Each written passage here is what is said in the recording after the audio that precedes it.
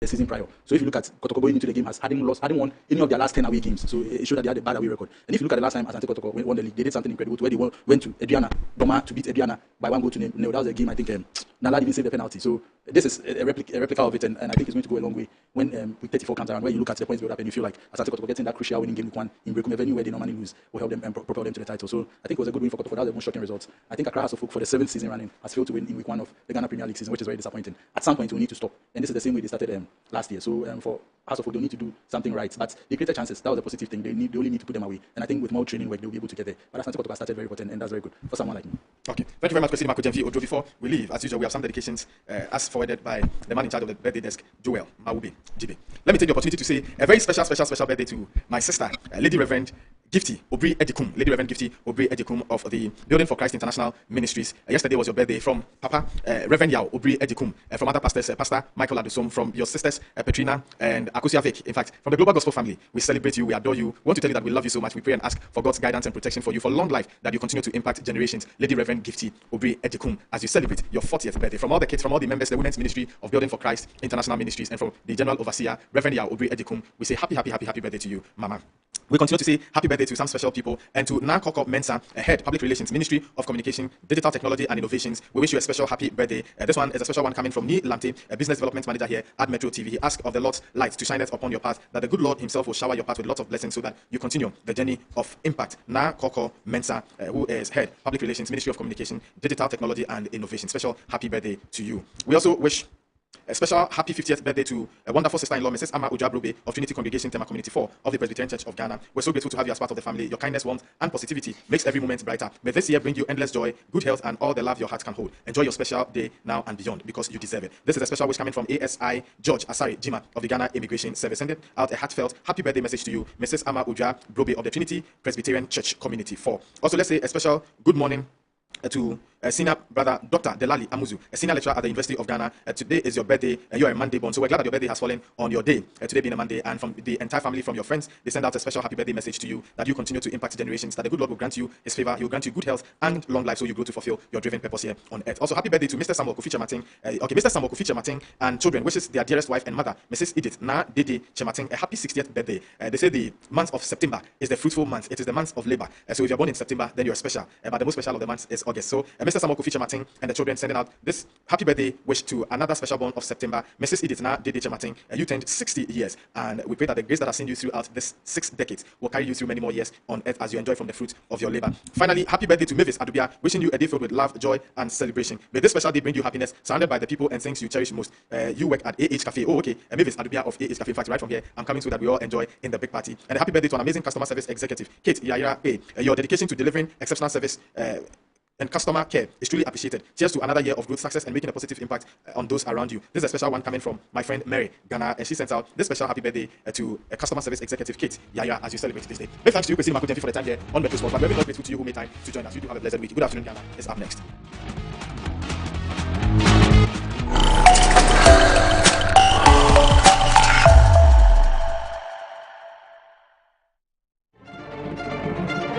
Smart, bold, unapologetic. This is Annie Ampafo. The voice of reason, the force of media. She's the one Ghana turns to every Monday morning for headlines that matter and the conversations that shape all of us. And on the basis of Article 34, that's the Directive Principles of State Policy, we meet here again this morning, and you're welcome to Good Morning Ghana. And when the afternoon rolls in, she's back, cutting through the noise, asking the tough questions, and bringing clarity to the issues that matter. A committee to investigate containers carrying ECG cables that are meant for Ghanaians or meant to provide light for the good people of Ghana. In the morning, in the afternoon, Annie Ampafo isn't just reporting the news, she's shaping the conversations that shape all of us. Annie Ampafo, smart, fearless, unmatched, only on Metro TV.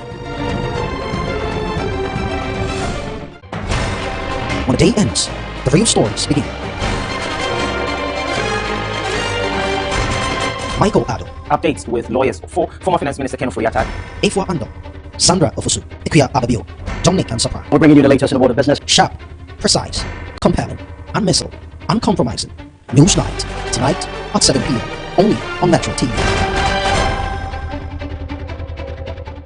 Some loves are born in the blink of an eye. I've been madly in love with her since the first time I saw her. Let's get married today. I'll be the happiest woman in the world by your side. And they kill your soul in a flash. Televisa presents You Are the One. Angela dreams of keeping her promise to be a great doctor and help her people. to Alvaro, ambition is stronger than his dream, and this greed will lead him to commit the worst betrayal to the woman he loves. I will have a husband no matter what. Samantha, will you please marry me?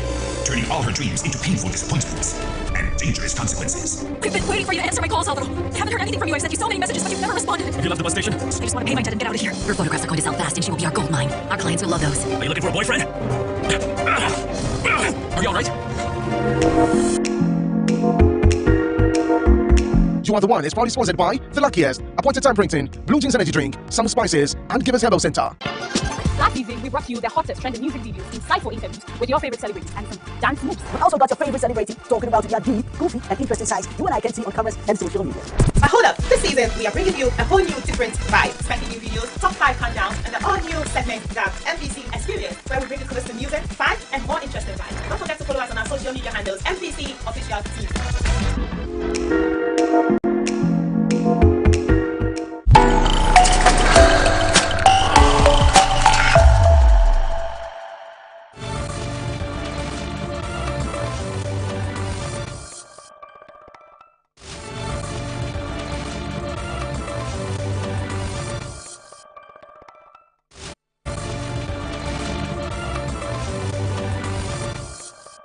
Right, and you're welcome to the program. It's Good Afternoon, Ghana, and we're here to bring you all updates within the news world for you to know exactly what's going on in and around your country, Ghana, right? So first on our list today, we're focusing on the foreign ministry. Attention has been, brought, especially when developments started coming from the foreign ministry of our relationship and our, bans that we're facing from the United States and other developments that was happening within that ministry. The Foreign Affairs Minister, Okudzeto has outlined, a number of achievements that the foreign ministry has been able to attain since he took over from that ministry. We'll bring you some more details as we also have a discussion with Mafia Bonzo, who is an international relations expert, to let us know if we're on the right path. We'll also zoom in into a bit of politics with the MPP, where Dr. Bawumia is engaging delegates in Ashanti region ahead of the presidential primaries. We'll also bring some details of that. We're spokesperson from Dr. Bawumia's, camp will also speak to us. We'll see if we can also touch base with some other presidential candidates who are also on the ground. But one sad news, looks like quite a number of sad news will be hitting the country Ghana this year. Apostle Kwadwo Safo passed. We received the news yesterday, and things have been happening. Our man Dominic Ansapra is in the residence of Apostle Kwadwo Safo. He will bring us up to speed exactly what's happening in the home. That's where I bring in Desmond Okwekudan. So happy Monday, you're welcome. Good morning. Thank you very much, Annie. And it's always a pleasure to come your way. Of course, a really sad one with Apostle Kwadwo Safo. It was yesterday I saw that this man was really, pop. Like, I just live around where his school is, and... Oh, you live around Apostle Kwadwo Safo? Yeah, the school. So that's... Is it a school that trains artisanal... Yes. I live around that area. And you see how people are excited every time, they come around to the school. And then yesterday, although he passed on Thursday, though, the statement came out yesterday from the family. And so we'll definitely bring our viewers what is happening from his residence. Let's get into the details of the stories. I am Desmond Okwekudan. So let's take our headlines now.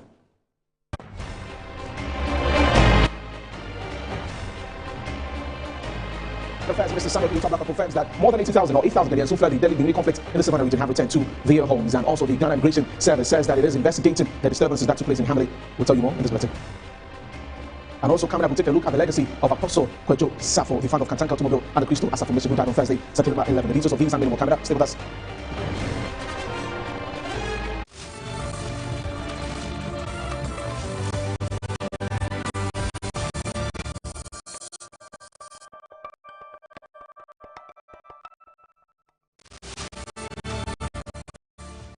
Hello again, many thanks for joining us. We're live on Facebook at Metro TV Ghana, DSTV channel 277, and also live on Multi TV. We begin the bulletin from the Savannah region, and more than 8,000 Ghanaians who fled the Gbenyiri conflict in the region have returned to their homes. This is according to the Foreign Affairs Minister Samuel Okudzeto. The minister reviewed the figures during a visit to Vunkoro, a border community in Cote d'Ivoire, where over 13,000 Ghanaians had sought refuge. The minister's visit was aimed at providing support and a direct appeal to the remaining refugees. During the engagement, Mr. Ablakwa presented a cash donation of 6 million CFA from President John Mahama to the distressed individuals and urged them to return to their communities. He also highlighted the government's commitment to ensuring their safe resettlement and the restoration of peace in the affected areas. Our President, His Excellency John Dramani Mahama, on a fact-finding mission, a solidarity mission, and to come and see your welfare, to assure you that your government back home, led by our President, is very concerned about your plight. President Mahama wants me to convey to you our sincerest apologies, and we want you to know that what you have gone through, we feel it, we empathize with you. It is a very sad situation. We do not expect that we will have these communal clashes where there will be conflict and it will lead to the loss of lives and destruction of property. So first of all, as the government responsible for your safety, we really deep apology that this has happened. We take full responsibility, and we know you are in pain, you are in distress. We are here to really offer hope, offer solidarity, and we ask that you will become and really give us the hope and the belief that we will take full control of the situation and we will resolve this crisis. So first of all, we are here to empathize, to apologize to you all for what you have gone through. We regret the disturbances, and we know that you are in distress. You've left your homes, you've left your farms, you've left your property. Some of you have lost your relatives. We take full responsibility, and we want to really convey our regrets. This should never have happened, and we are going to make sure that it does not happen again. Extensions to ensure balanced development in the country. Her remarks follows concerns raised by some members of the National Democratic Congress lamenting insufficient political appointment offered to them. Addressing the issue during a courtesy visit to the Central Regional NDC Party executives, Professor Nana Jane Opoku-Agyemang acknowledged her concerns, but stressed that it is not feasible for every party faithful to receive a government appointment. If you baby or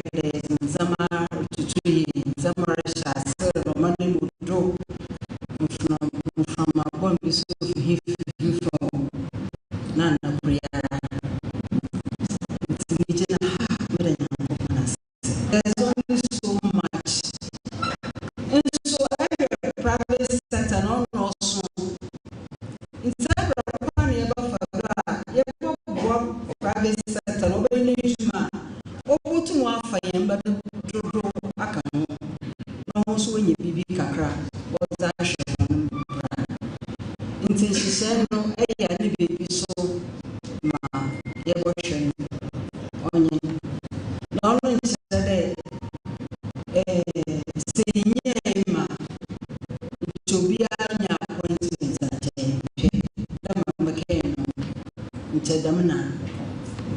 simple She further extended a heartfelt gratitude for their overwhelming support during the 2024 general elections, which led the NDC securing 18 out of 23 parliamentary seats in the region. Yes, sir, the answer 2020. No, 4 seats. What's the name? What's the number? What's the 13? It wasn't a small achievement. No, so we now come home. I was in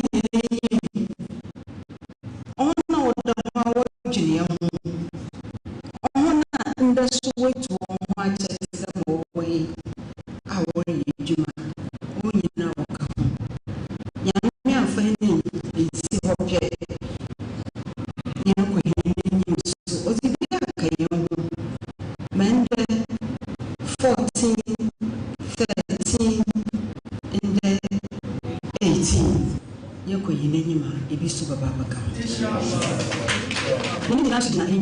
Whilst there is the desire for acknowledgement for widespread appointments, the Vice President emphasized that the focus should remain on initiatives that deliver tangible benefits to communities and strengthens Ghana's development.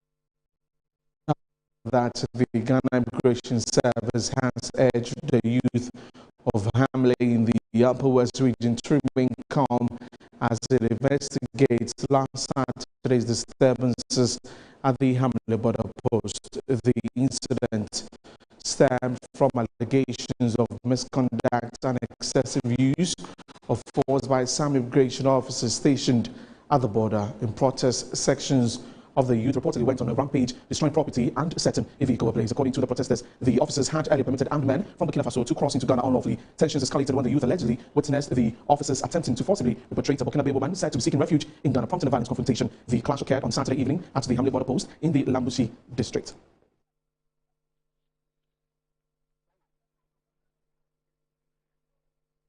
We'll now take a look at the statement from the Ghana Immigration Service regarding this particular incident that happened on Saturday, where they say that they are investigating the issues and what prompted, the incident that happened at the Hamile border post. So there you have it. It says that the Ghana Immigration Service has noted with concern an incident that occurred at the Hamile border post in the Upper West region on Saturday, 13th September. The Controller General of Immigration, Safo has directed the initiation of a full investigation into the circumstances surrounding the incident. The service appeals to the public and the community to be calm and cooperative as the matter is thoroughly being investigated. Updates will be provided in due course.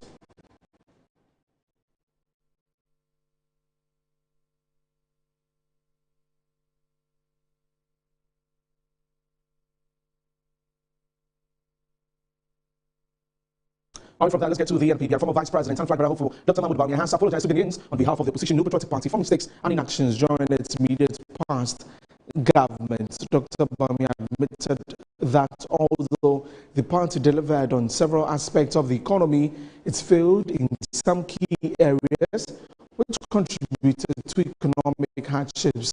And he was speaking at a zonal constituency delegates meeting in the Ashanti region. To obey research area. Himself a buying any party. Yaya from so. Yaya from so. Baby, ewo ye governance no more. Niema wo ha afise ye beye yanye. Ye may be too why yeah anka ye who from the background so yeah inti mijina ye kamubi vice president, ministers, MPs, board chairman, appointees yeah from so pacho monfanche and why monfanche yeah from so monfanche now yesuya your lessons nyame adom and I'm the frank and shemisa be your president embasabium yeah be lady your lessons monfanche embasabium. Well, staying with the NPP delegates of the party in the Ashanti region have declared the unflinching support for Dr. Bawumia's candidacy as a party head into flag bearer contest on January 31, 2026. Speaking at various zonal constituency engagements in the region over a 3-day period, the delegates made up of executives, MPs, and Council of Elders vocally backed the candidate of Dr. Bawumia. Member of Parliament for Bantama Francis Asenso-Boakye urged the delegates to stand firm in their support for Dr. Bawumia. Na your party so no ne fapem e gina Ashanti region e na e ba Ashanti memu so a eni Kumasi ana meboa enti se me MP obantema na me support papa yi na oba Kumasi na me ni bibia e na che se e ko ya na me ba eni tema bibia de me bibia e ba in Ghana ye nyina in Ghana bakosem obia wa election bia win bia for we president wa Ghana bia no wa ko lose election. Apart from President Rawlings, he had been in office for 11 years as head of state, military leader, and son of coalition. There's something we call in politics name recognition, face recognition. Today I drove from Accra to Kumasi. Mebano T-shirt and a shank for Dr. Bawumia T-shirt and a bunny in Msia. And I don't hear him. Ghana say. The most prominent political figures in Ghana who be anyone. President for retired, immediate past president. Mahama. The next person is Dr. Alhaji Mahmoud. Who was that advantage when you are? What's one to our who could fall or be full Abba and stand up beton and stand ADC for a penny wasam as a not just a bedding.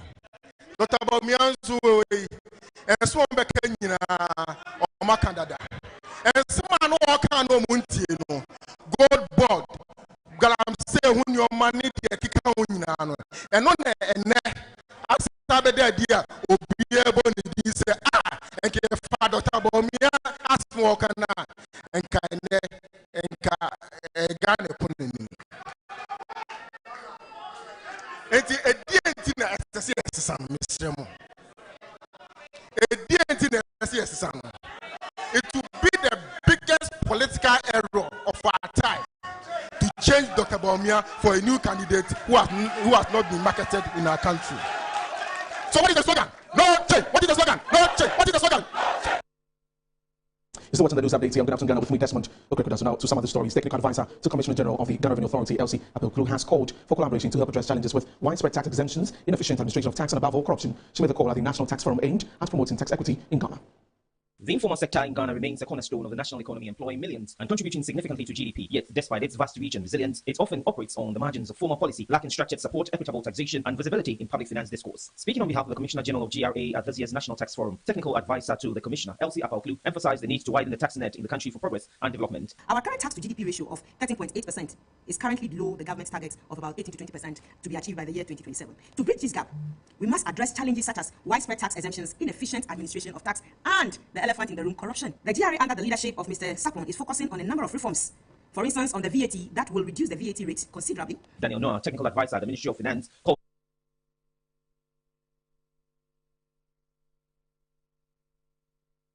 I would apologize for the abrupt end of the story. They'll bring you that subsequently. Now, the Commission for Technical and Vocational Education and Training, CTVET, has urged parents to consider technical and vocational education for the junior high school children as a viable option for professional education. The Commission made the call at its maiden community and schools sensitization project here in Accra.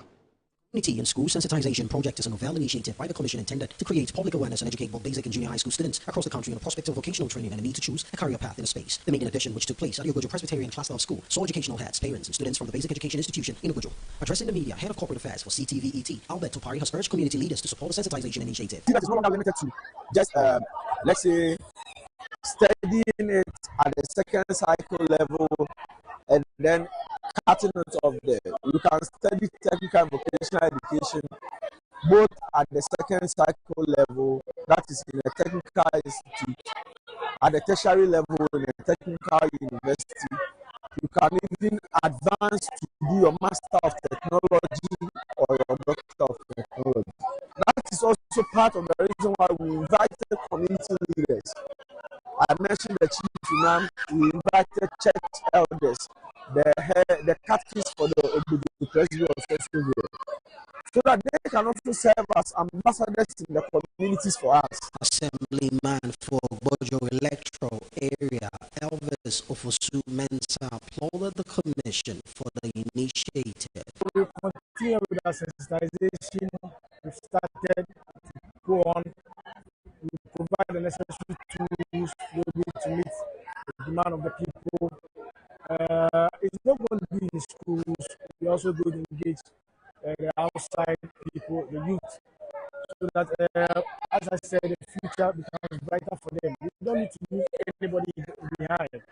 We are doing everything possible within our capacity to be able to build these children to face the future. Teacher of the Knowledge of Faith Islamic Basic School, Chief Idi Amin Firdaus, has called on government to equip institutions with enough vocational training materials. I think the purpose of this book was to do away with the misconception. If you even listen to the poems and the drama that was performed, the children themselves that were involved, so they are getting to know that TVET is real, a good mind that needs to be. And if listen, looking at what they've heard and comparing teachers and everything in the drama, it's going to change their mindset practical subjects from the direct tech and home economics. You need to such as sewing machine and equipment.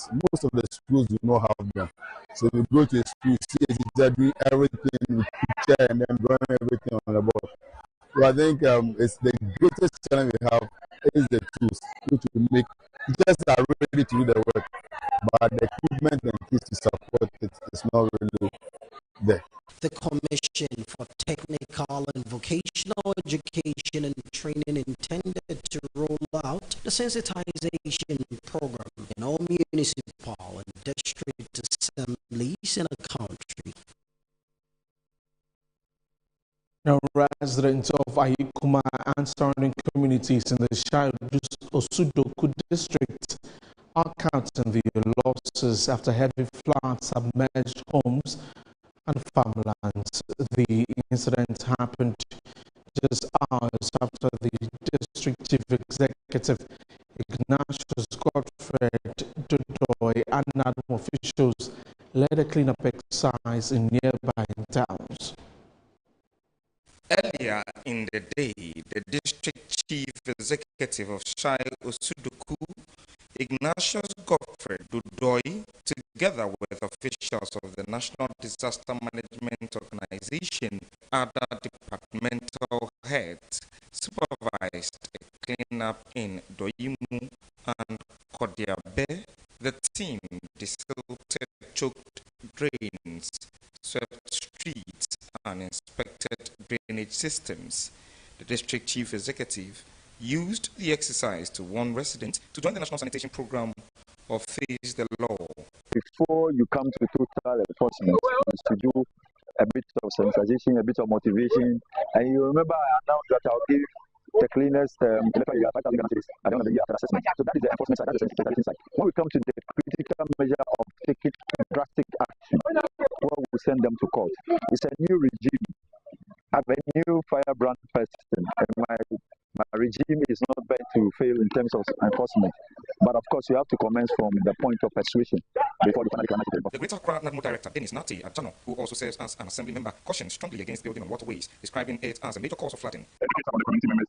Most of them are oblivious of the fact that once the construct without permits, the Act 926 gives the assembly the opportunity or the authority to demolish without recourse to any court action. And so we have informed them, so the houses of we've seen some fence walls that are now coming up, blocking waterways. We put all of them down. But just 2 hours later, heavy rainfall triggered severe flooding in Ayikuma homes. Farmlands and parts of the main road were left underwater. Residents scrambled to safety, with many abandoning their belongings as the floodwaters rose. Some households lost properties and some residents remain stranded in submerged areas. Farmlands critical to the community's livelihood were also washed away. The flooding has left residents calling on both the district assembly and central government to urgently construct proper drainage systems to prevent future disasters.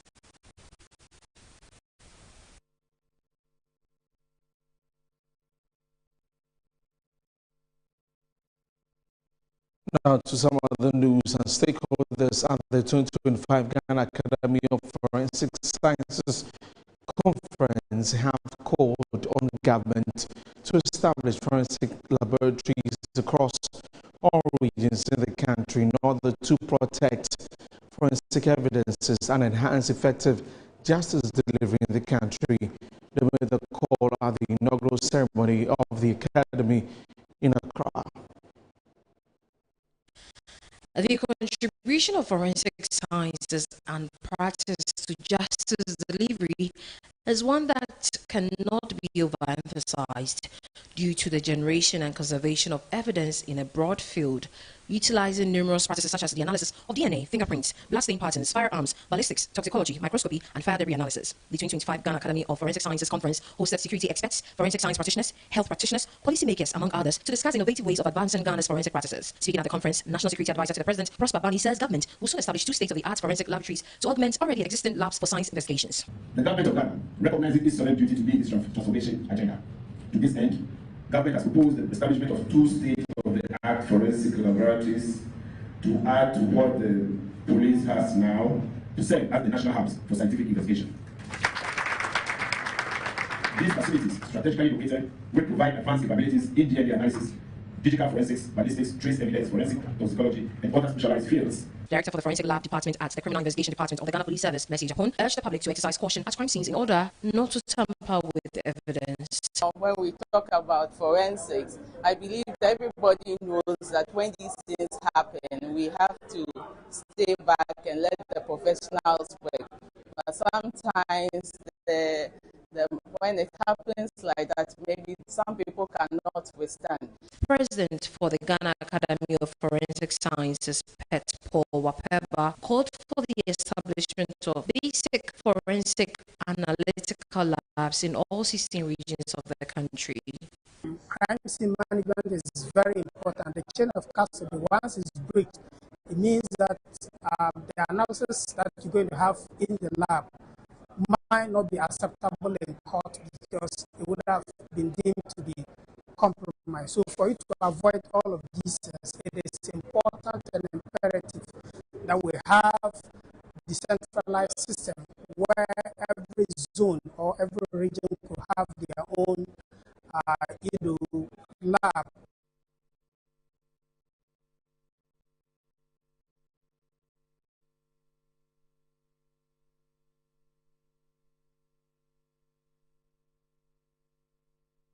And that's all for the news updates. Many thanks for joining us. For more news, log on to our website, www.metrotvonline.com. Many thanks for watching. I'm Desmond. We quickly answer back to Annie from before.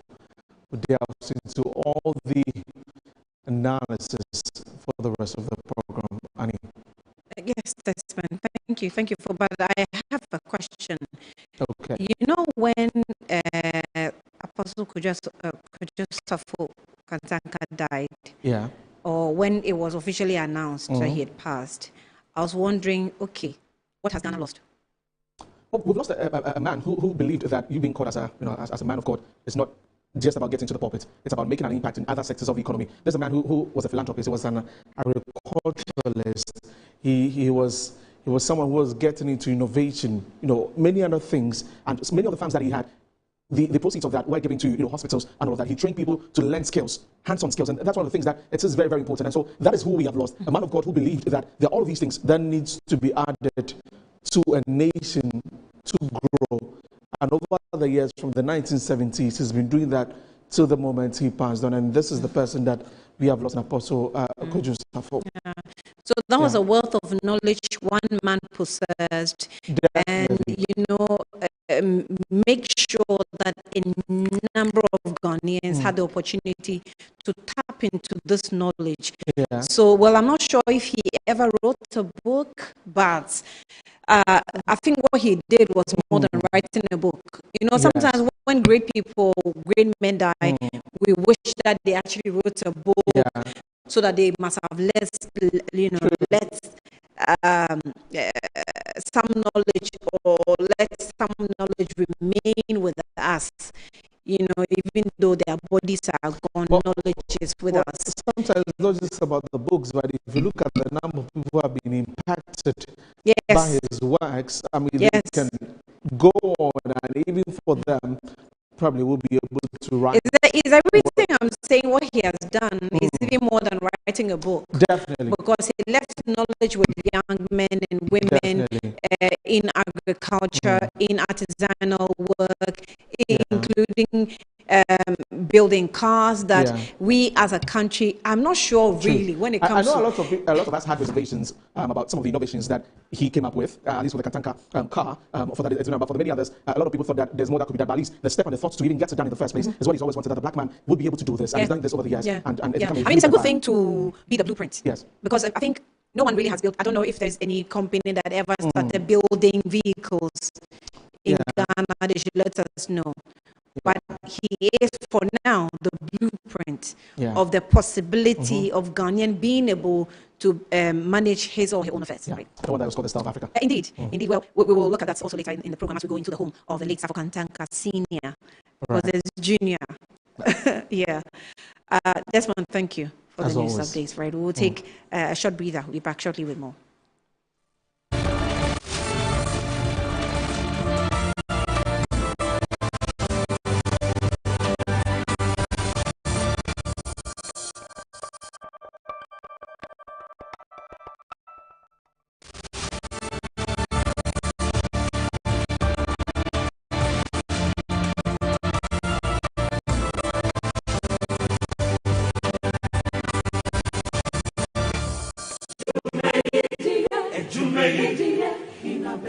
In life, choice is good, but choice plus safety is way better.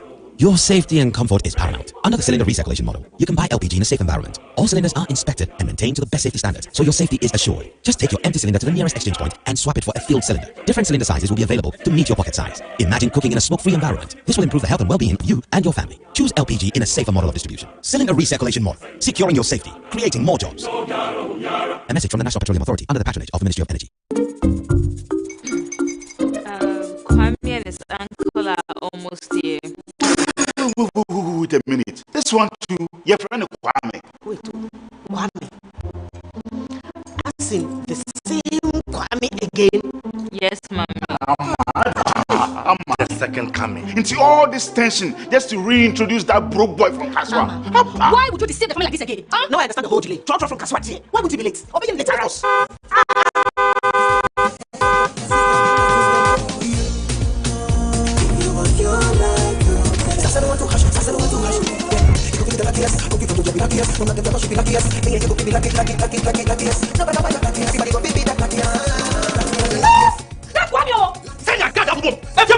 So would the coming of a son of man. Dial star 712 choose your ticket, enter your lucky number, follow the prompt, and let destiny handle the rest. This promotion is regulated by the NLA on the Creators platform. Some loves are born in the blink of an eye. I've been madly in love with her since the first time I saw her. Let us get married today. I'll be the happiest woman in the world by your side. And they kill your soul in a flash. Televisa presents You Are the One. Angela dreams of keeping her promise to be a great doctor and help her people. To Alvaro, ambition is stronger than his dream, and this dream will lead him to commit the worst betrayal to the woman he loves. I will have a husband no matter what. Samantha, will you please marry me? Turning all her dreams into painful disappointments and dangerous consequences. I've been waiting for you to answer my calls, Alvaro. I haven't heard anything from you. I've sent you so many messages, but you've never responded. Have you left the bus station? I just want to pay my debt and get out of here. Her photographs are going to sell fast, and she will be our gold mine. Our clients will love those. Are you looking for a boyfriend?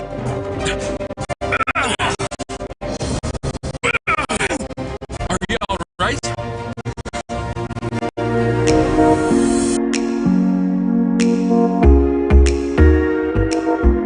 You Are the One is proudly sponsored by The Luckiest, Appointed Time Printing, Blue Jeans Energy Drink, Some Spices, and Givers Herbal Center.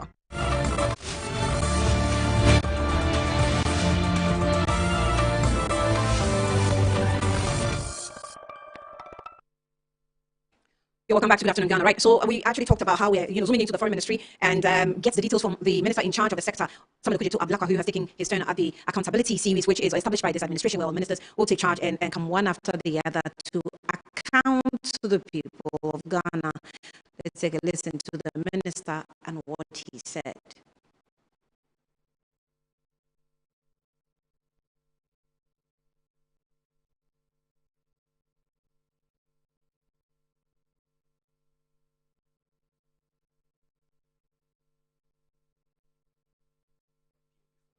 Of Ghana to present the performance report of the Ministry of Foreign Affairs as part of the government's Louder Bull initiative, the Government Accountability Series. This platform reflects the vision of our President, His Excellency John Dramani Mahama, to embed transparency, accountability, and participatory governance into every fiber of public service. The Ministry of Foreign Affairs, which I am profoundly honored to lead, derives its core mandate from Chapter 6, Articles 40, 73 to 75 of the 1992 Constitution of the Republic of Ghana. We serve as the principal institution responsible for the formulation, execution, and coordination of Ghana's foreign policy. To achieve this, our operations are implemented through a robust and dynamic institutional structure comprising 27 functional bureaux and specialized units at the ministry's headquarters in Accra, including the Accra International Conference Center, the Passport Office, the Foreign Service Institute, and the Edu Lodge. We are also an international conglomerate. We operate through a network of 62 diplomatic missions and 10 consulates general spread across strategic countries and regions around the globe. We also provide policy direction and oversight for 3 key subvented institutions: the All Africa Students Union, the Legon Center for International Affairs and Diplomacy, LESIAD, and the National African Peer Review Mechanism, NAPRM, Governing Council. Since assuming office on the 7th of February 2025, I have been guided by a transformative vision of diplomacy that is driven by the national interest, people-centered, development-oriented, grounded in integrity, and anchored on tangible outcomes. We have been committed to making the ministry more responsive to the needs of Ghanaians, more accountable in the use of public resources, and more effective in advancing Ghana's global interests. On my first day in office, I inaugurated 2 major reform committees, the first being the Passport Reforms Committee, which was tasked with conducting a comprehensive review of the existing passport application system. This committee's mandate included identifying bottlenecks, improving operational efficiency, reducing turnaround time, and enhancing the integrity and security of our travel document in accordance with international best practices. The second committee was on the welfare of Ghanaians. I inaugurated the committee on the same day I inaugurated the Passport Reforms Committee. It is known as the Committee on Migration and the Welfare of Ghanaians Abroad. They developed far-reaching framework to address the protection, rights, and development-oriented engagements of the Ghanaians in the diaspora. The goal was to create sustainable pathways for diaspora investment, welfare interventions, particularly during crisis, and to strengthen institutional mechanisms that support our citizens abroad. In response to international crisis, the Ministry of Foreign Affairs has demonstrated both agility and commitment to the protection of Ghanaian citizens abroad. In this vein, I wish to express government's deep concern over the recent unfortunate clashes in Gbenyiri in the Savannah region of Ghana near the borders with neighboring Cote d'Ivoire and Burkina Faso, resulting in the loss of lives and displacement of Ghanaians in both countries. I promptly directed Ghana's embassies in Cote d'Ivoire and Burkina Faso to actively collaborate with Ivorian and Burkinabe authorities to ramp up necessary consular assistance to our compatriots. In addition, I have personally been to Cote d'Ivoire since Friday, the 12th of September 2025. Indeed, I'm returning to Accra only this morning. During my 3-day working visit, I held discussions with my Ivorian counterpart, His Excellency Kaku Hwaja Leon Adom, about the displaced Ghanaians in Cote d'Ivoire. After the talks, I led a team to the Bukani region, where some 13,253 displaced compatriots originally sought refuge. My visit was aimed at conveying a special message from President John Dramani Mahama to conduct further assessment of the situation for additional consular assistance, to express Ghana's gratitude to our Ivorian counterparts, and to offer immediate assistance.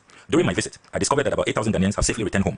The latest census conducted revealed that the remaining number of Ghanaians in Cote d'Ivoire is 5,309. 5,309, no more 13,253. I delivered a special message from President Mahama, which was a message of peace and forgiveness, and a message appealing to all our compatriots to return home, since government has beefed up security and ensured that normalcy is restored.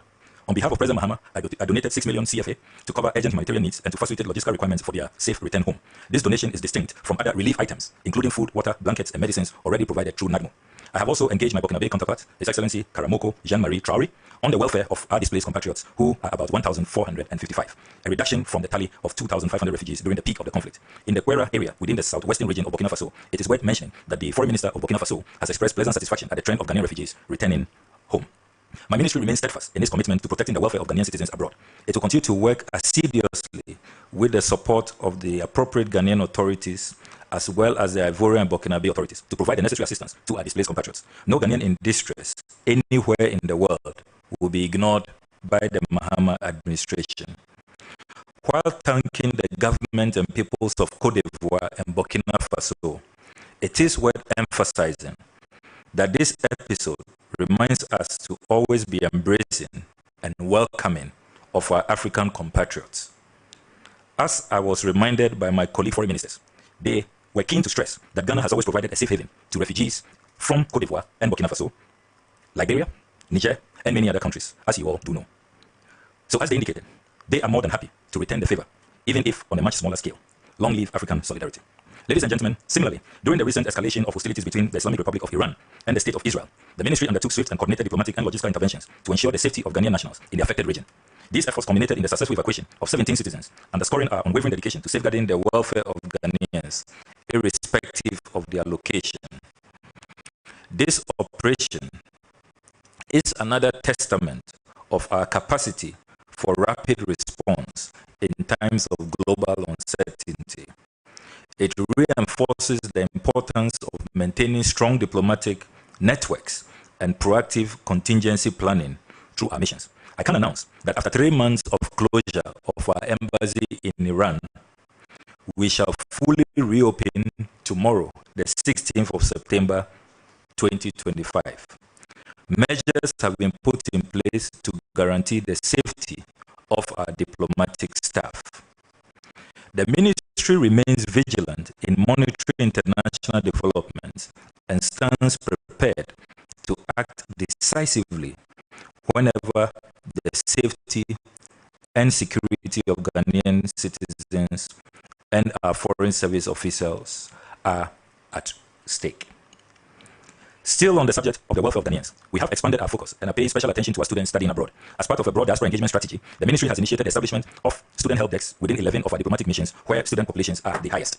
These desks are equipped to support Ghanaian students with emergency aid and guidance on immigration and other critical matters. This initiative has been implemented without the recruitment of new staff or incurring additional costs, as the desks are manned by reassigned consular staff and will be scaled up to cover all missions in subsequent phases. In line with Ghana's long-standing commitment to Pan-Africanism and regional solidarity, the ministry has actively pursued educational diplomacy. I am pleased to announce that in collaboration with key stakeholders, the ministry is facilitating the implementation of 1,000 scholarships for students from the ECOWAS member states to study here in Ghana, as was announced on the 22nd of April 2025 during the launch of the 50th anniversary of ECOWAS by His Excellency President John Dramani Mahama. To this end, an intersectoral committee has been set up to oversee the implementation of these scholarships. This is positioning our country as a hub of educational diplomacy and soft power. Additionally, the ministry is facilitating educational scholarships from partner countries to qualified Ghanaian citizens. So far, approximately 1,500 scholarships in various fields of study from 15 countries have been negotiated and communicated to relevant institutions. From 1st October 2025, all these scholarships being secured by the Ministry of Foreign Affairs will be published on the ministry's website to promote transparency, fairness, and improve accessibility to all. I shall now discuss the deportation of some West African nationals from the United States of America. During his first media engagement on 10 September 2025, His Excellency President John Dramani Mahama confirmed that Ghana has accepted some West African nationals who had been deported from the United States. Providing further elucidation, the President indicated that the U.S. government had approached Ghana with a request to receive some of these individuals, and his administration agreed to do so, provided they were nationals of West African countries. The President disclosed that the first batch of deportees, numbering 14 people, had already arrived in Accra. Among them were nationals of Nigeria and the Gambia, who have been assisted to return to their respective countries. The government of Ghana took the principled and humanitarian decision to accept the limited number of West African nationals deported from the United States under exceptional circumstances, in line with Ghana's long-standing Pan-African ideals and unwavering commitment to regional solidarity. Many of these individuals were being held in detention, which was both psychologically and physically distressing. They were also faced with the risk of being deported to countries that are not safe and do not have the stability and human rights credentials Ghana is famed for. You need to note that President Trump has secured a positive verdict from the U.S. Supreme Court that he could go ahead and remove these nationals and dump them anywhere. As a nation that upholds the dignity and rights of all people, particularly those of African descent, Ghana's action was guided solely by our moral responsibility, our legal obligations under the 1992 Constitution and ECOWAS protocols, our distinguished Pan-African track record, and historic and legendary leadership in championing the rights of all Africans. Let me emphasize that under this understanding with the United States, Ghana must first independently vet the background of those the U.S. intends to deport, to first satisfy ourselves that they do not pose any threat to the security of our country and that they cannot harm our citizens. We have put in place strict safeguards to ensure that convicted, hardened criminals cannot be brought into our country under this understanding. The Mahama administration will never compromise the safety and well-being of Ghanaians. This understanding with the U.S. has been thoroughly discussed by Cabinet and has also received the Attorney General's advice. By established convention, MOUs are not sent to Parliament for ratification. I have inherited hundreds of MOUs from the previous administration, which were not sent to Parliament for ratification. May I assure the nation that if this initial understanding is elevated into a full-blown agreement, we shall not hesitate to to comply with Article 75 of the 1992 Constitution by proceeding to Parliament for ratification. President Mahama carried out full disclosure at his media encounter because he's a staunch believer in the principles of transparency and accountability. In addition, he has absolutely nothing to hide on this matter. It is important to stress and to state unequivocally that Ghana has not received and does not seek any financial compensation or material benefit in relation to this understanding. Our decision is grounded purely on humanitarian principle and Pan-African solidarity, to offer temporary refuge where needed, to prevent further human suffering, and to maintain our credibility as a responsible regional actor. Ghana's decision must be understood as an act of Pan-African empathy. It is not transactional. Like Rwanda, Eswatini, Uganda, South Sudan, who are welcoming fellow Africans, we are standing up for our brothers and sisters in distress. And this should not be misconstrued as an endorsement of the immigration policies of the Trump administration. It is worth emphasizing that since the days of our forebears, Ghana has hosted freedom fighters, welcomed all Africans in the diaspora, offered them safe haven, resources, citizenship, and even our passports. That is why we are seen as the Mecca of Pan-Africanism. We shall not depart from that inspiring track record. I shall now discuss passport administration. Gentlemen, I am pleased to report that the recent reforms undertaken by my ministry in respect of passport administration have already begun yielding significant results. As part of our digital transformation agenda, the ministry successfully rolled out the chip-embedded passports on the 28th of April 2025, placing Ghana among the African countries to implement this internationally compliant travel document. These next-generation passports boast over 175 advanced security features, up from 32 in the previous version, and meet the highest international standards set by the International Civil Aviation Organization, ICAO. This has drastically improved the credibility and security of Ghanaian travel documents on the global stage. We also enhance our mobile passport application service to support applicants with limited mobility, starting with a specialized deployment to assist this year's Hajj pilgrims, a demonstration of our commitment to inclusive service delivery. To further ease the process of obtaining a passport, we launched a passport home delivery system in partnership with 2 courier companies.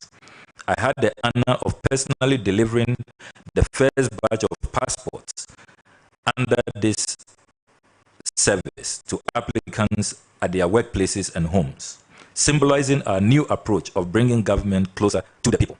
As of 10 September 2025, a total of 161,824 chip-embedded passports have been printed, of which 122,895 have been successfully delivered to applicants.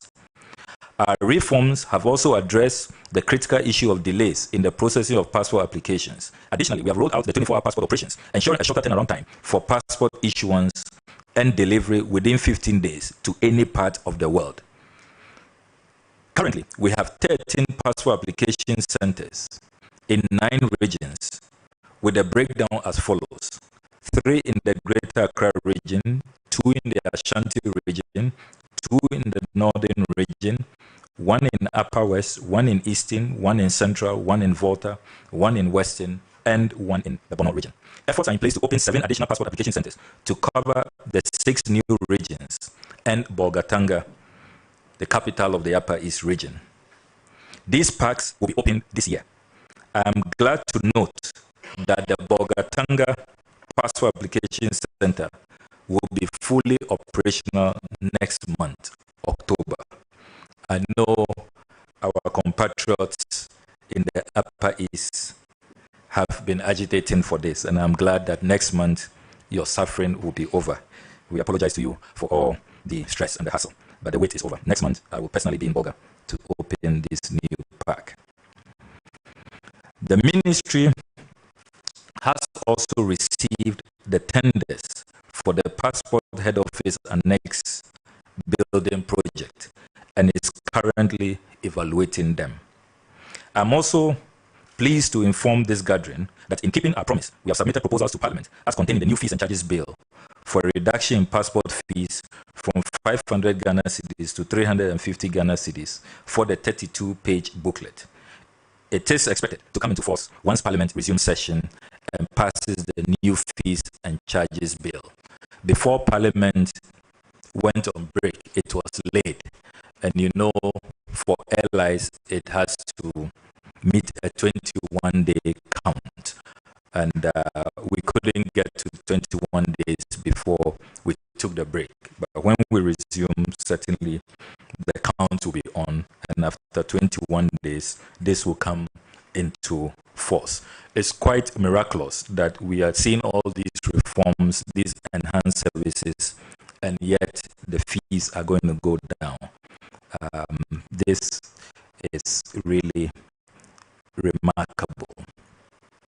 Meanwhile, we are also introducing a same-day passport delivery service for those with emergencies and members of the business community who may require super express service with a shorter turnaround time beyond the expedited service that we already render.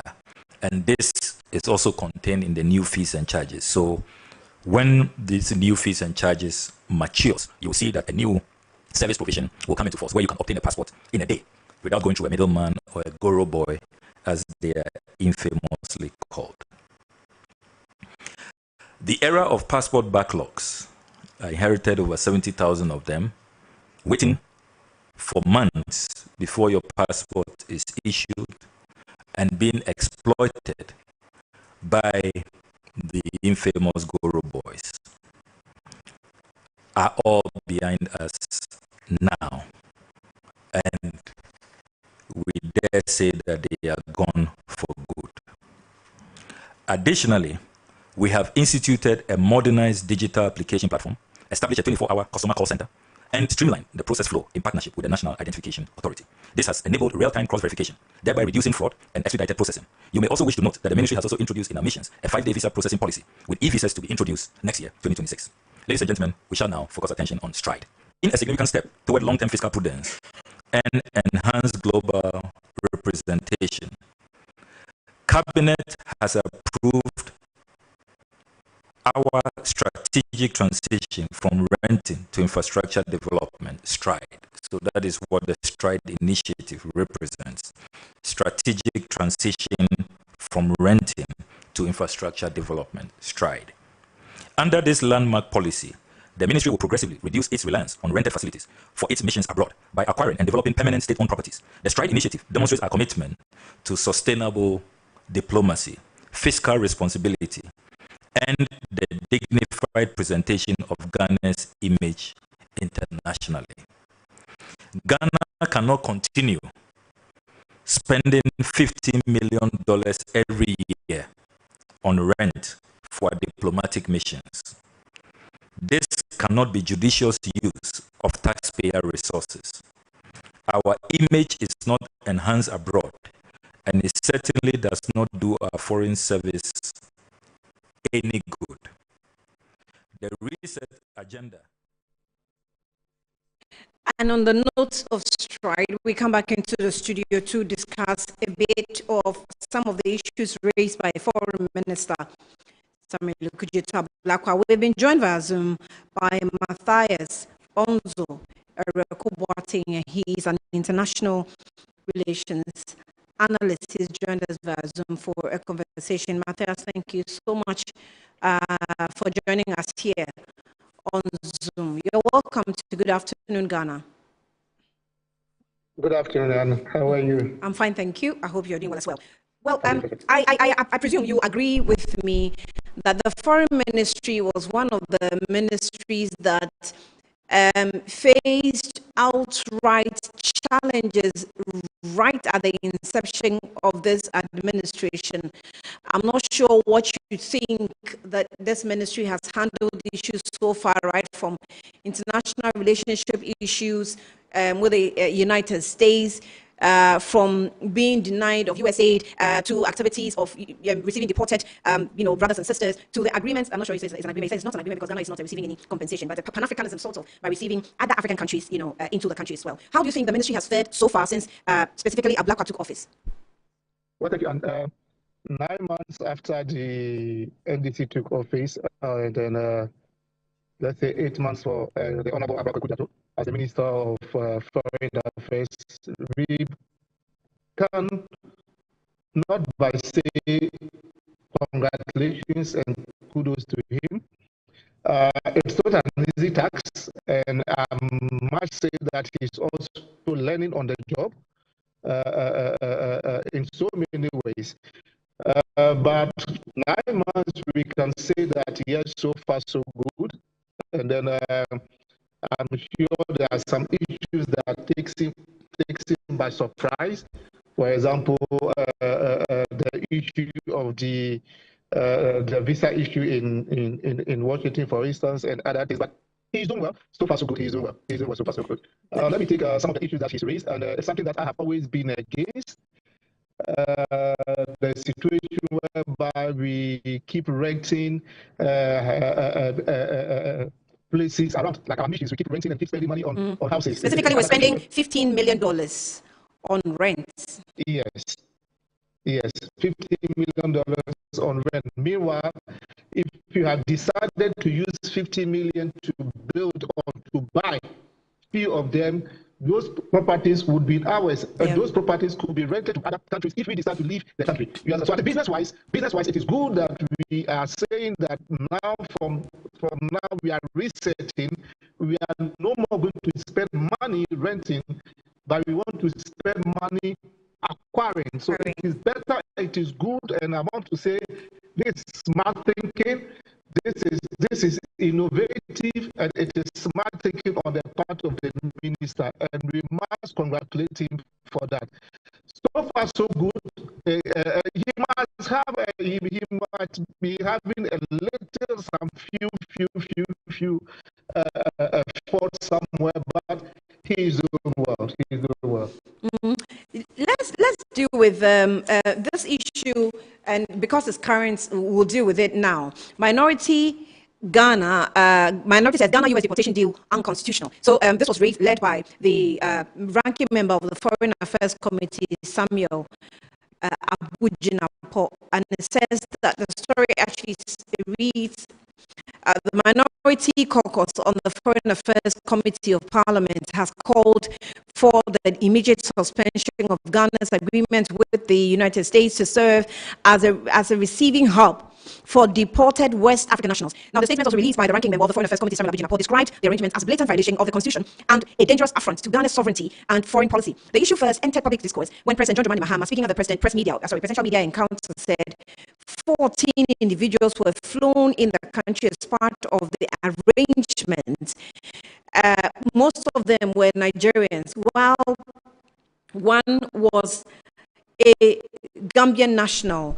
We were approached by the U.S. to accept third-party nationals who were being removed from the U.S., and then we agreed with them that West African nationals were acceptable. So West Africans don't need visa to come to our country. So if they decided to travel from the U.S. to Accra, they don't need a visa anyway. So if you are bringing our colleagues West Africans back, that's okay. The president explained. But is this the same? Is this the same as a West African national traveling to Ghana, or is different from a West African national being deported to Ghana? I must say that I feel sorry for the ranking member for the on foreign affairs for the MPP. You see, sometimes we put politics in everything, and it is so good for the country. If he says that it is unconstitutional and it is not right, then let's cast our mind back to why President Kufuor was elected in 2001, in 2001, had to go to neighboring countries to make sure that he acquainted himself with them and to make sure that Ghana was still in a good relationship with Togo, with Cote d'Ivoire, with Benin, with Nigeria. Yes, and for me, the call of the president, and especially when he says that these are ECOWAS nationals, if they are deporting them and he wants to receive them, he's receiving them and he's not receiving them to say that they should stay in Ghana. He's receiving them and facilitate the process for them to go back to their countries. Okay. So for me, it is not a big deal. Sometimes you put politics in everything. So if it is unconstitutional, will you say that President Kufuor going back to Cote d'Ivoire or Togo or to Benin and so forth to speak to the people is unconstitutional? No. Our neighboring Cote d'Ivoire in 2010, when things were 2010, when things were happening in La Côte d'Ivoire, they all came to Ghana. Just we received them. We received in my constituency in Ambin. They are there. Most of them are still there. Some are married to Inzimes. Some are there. So it is one Africa. So if you say that because they are deporting them, because the president is receiving them, it is unconstitutional. Then what is the idea? What was Kwame Nkrumah looking for? In fact, Sablakwa explains. Yeah, in fact, Sablakwa explains with the idea of Pan-Africanism. He says that this is actually in solidarity. Yes, so perfectly. You see, and we don't have to play politics with everything. We don't have to play politics with everything. You see, President Muhammad, Ghana receiving these people who have been deported and then facilitating the process for them to go back to their country. Is the idea is tapping to the mind of our first president, the mind of Kwame Nkrumah, who was trying to unite all of Africa. You understand? So, are you saying that? For me, my problem would be if they are bad people who have been deported here. No, but it's not bad. They went there. They went there illegally. You understand? So if they went there illegally and they are coming to Africa, it's the same as coming to Africa and passing through Ghana and go back to Nigeria or go back to Gabon. So for me, I think that we should not play politics with everything. We should not try to score political points with everything. If the people are coming and the president says he's receiving them, and then say that, okay, we are taking them back to their country, it's okay. For me, it's okay. So without necessarily sounding political, I know that in solidarity with the pursuit of Pan-Africanism, we seem to have a responsibility and commitment to a certain acceptance or a certain level of acceptance. But you don't think that the government still has a responsibility of giving us some more information on the, you're saying, well, it's okay to accept them because of what we're standing in support of. However, is the government not also responsible to tell us, okay, this is the number of persons we've received their nationals from Nigeria, as has been stated. They're going to be staying for these number of days. This is how we're catering for them. You know, that kind of basic information so we know who has come into the country regardless where they're from. And in diplomacy, it is not every information that we lay out. No, this is not. To understand that. This is not information. I'm coming. Yeah. And mind you that in this case, the foreign minister is not working alone. He has to be working with the Minister of Interior. Yeah. He will be working with our security people. These people come in. The security of Ghana or our Interior Minister will have to scrutinize these people coming. And I'm sure that with the level that they have, if they find out that any person within the people coming is not fit to be in Ghana, they'll reject that person. Okay. Just that they have to reject that person unless there's something being covered up. But I'm not sure there's something being covered up. For all we know now is that people left their countries, went to the United States illegally, and the United States saying that they cannot receive them anymore. So now they've been declared as personal non grata to the United States. Yeah. And as Ghanaians, as brothers, we have decided to receive them and to help them go back to their country. And it is just like you being somebody going to, let's say, Gabon, and the person gets stranded. He might be to Gabon, go to Gabon illegally, but if he's stranded in the spirit of Pan-Africanism, If a Ghanaian is in Gabon and can help this people passing the process for that person to go back to his country, that person will do it. Do you understand? So for me, my issue will have to do with the people coming. Have they been scrutinized? Have they been scrutinized? Are they genuine people that we can receive? Do you understand? It's a Minister of Foreign Affairs working with the Minister of Interior to make sure that these people coming in our country are not going to cause us problem. Whether they are staying for 1 week, 2 weeks, 3 weeks, or whatever it is, we need to facilitate the process for them to go back. They can go back, take them back to their country. If they want to come back to Ghana, then they can come back on themselves to Ghana. Do you understand? And even when they come to Ghana, if you want to facilitate the process for them to go back to Nigeria or to Gabon or to Benin, Liberia, whatever it is, being in Ghana, there can still be processes that can allow them to stay in Ghana, whether they want to stay in Ghana for 1 year or 2 years, whatever it is, because Ghana is a country that is opened to other African countries, especially West African countries. And for the fact that these people coming belong to ECOWAS, which is an association that Ghana belongs to. Do you understand? Yeah. An association, a bloc that Ghana belongs to. So for me, Ghana must open its hands to receive these brothers and sisters and make sure that whether we want to help them go back, we should help them go back to their countries. And make sure that, yes, they fit in their nations. Yeah, especially when we find Ghanaian nationals also sort of finding safe haven in Cote d'Ivoire after this Gbenyiri dispute erupted. It's looking like almost the same. Yeah, so we shouldn't play politics with all these things. We always, especially both parties, always want to find something to say, but there are certain things that we don't even need to do politics with. Do you understand? Yeah. And all our presidents, from Kwame Nkrumah to the second coming of John Mahama, anytime they come to power, they make sure that they are at peace with all the people around us. Do you think what is happening now in Cote d'Ivoire is Ghana was never at peace with La Cote d'Ivoire? Whatever is happening would have been peaceful for the Ivorians? No. The Ivorians also in their mind, even if they are not happy whatever is happening, they will think of it and say that, let's say, when we were in crisis, Zima people belonging to Ghana received us. And today that we are speaking, there are a lot of Ivorians in Elambele, in Ampen, a camp in Amben for them. So should we say that it is unconstitutional? No, even the constitution of Ghana, what does our constitution say? Our constitution says that we will remain peaceful with all our neighbors. Do you understand? Yeah. We will be peaceful with all our neighbors. So for me, I don't see any big deal. I think the ranking member on foreign affairs of the minorities got it wrong. He got it wrong. I was actually trying to make reference to the constitution as was cited by the minister when he was making the statement, and it's Article 75. It says that the president may execute or cause to be executed treaties, agreements, or conventions in the name of Ghana.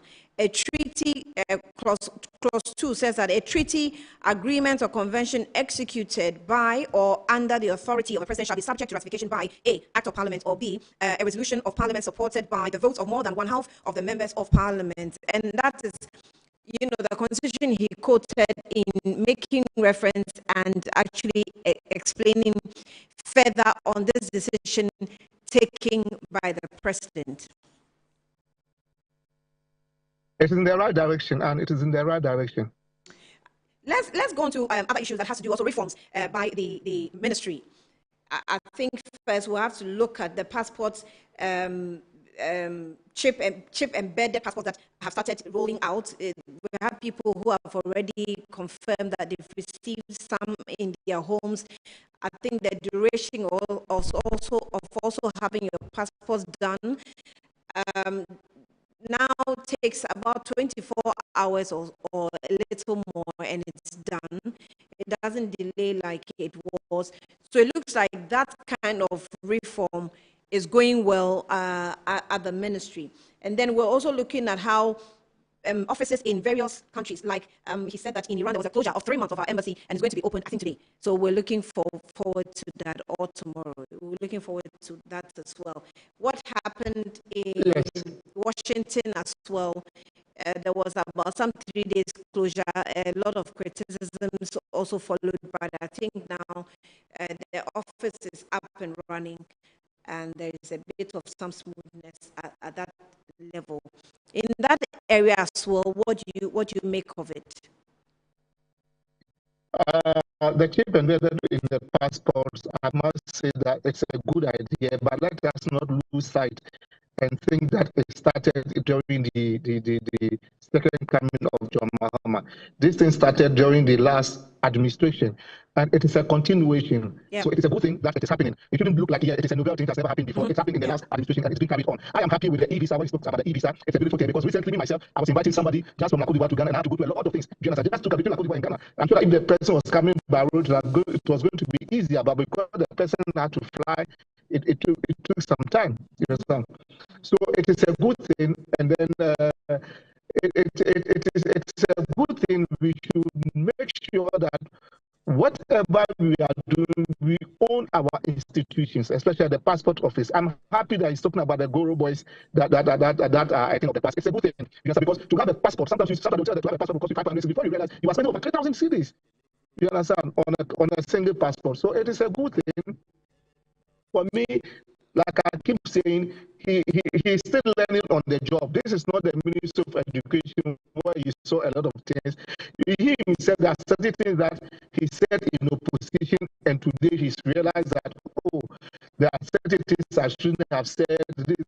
And he's learning. So let us give him room to operate. Let us give him room to learn. Let us give him room to ameliorate whatever he's doing. So for me, what are some of the things he said he shouldn't have said? Is that? What are some of the? No, I'm saying I'm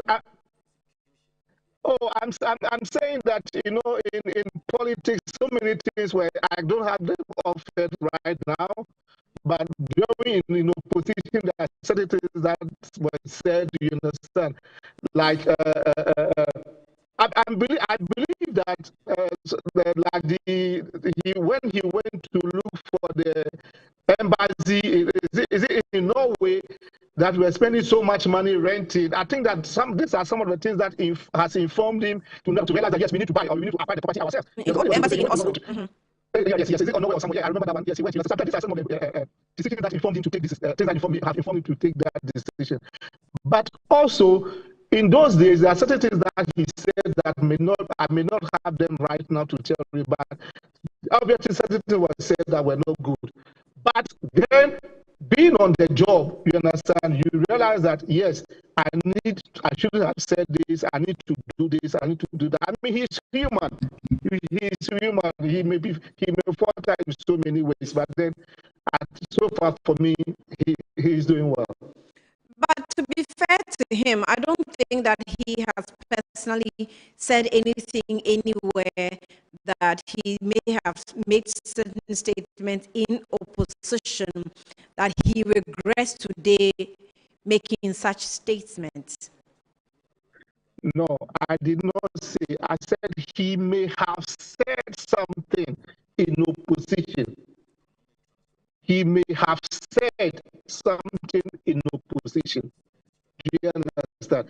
For instance, people are saying that in opposition, he said Ghana doesn't need a new flight, a new plane, or whatever it is, the presidential jet. These are things that in opposition you say they are for politics. You understand? But on the job, I'm sure on the job today, the Honorable Ababa cannot say or will not go and say that Ghana does not need a new jet. You understand? Yeah. So I'm saying that he might have said something in opposition. And today, as a foreign minister, he's human. You understand? He's human. So what I'm saying is that we shouldn't take politics to do. We shouldn't do everything for politics and try to score petty points. Yeah. We should give him the room to operate. If he succeeds, it's in the name of Ghana. If he fails, it's in the name of Ghana. So what are you wishing him to fail? If he fails, Ghana has failed. If he succeeds, Ghana has succeeded. You know what I'm saying? Yeah.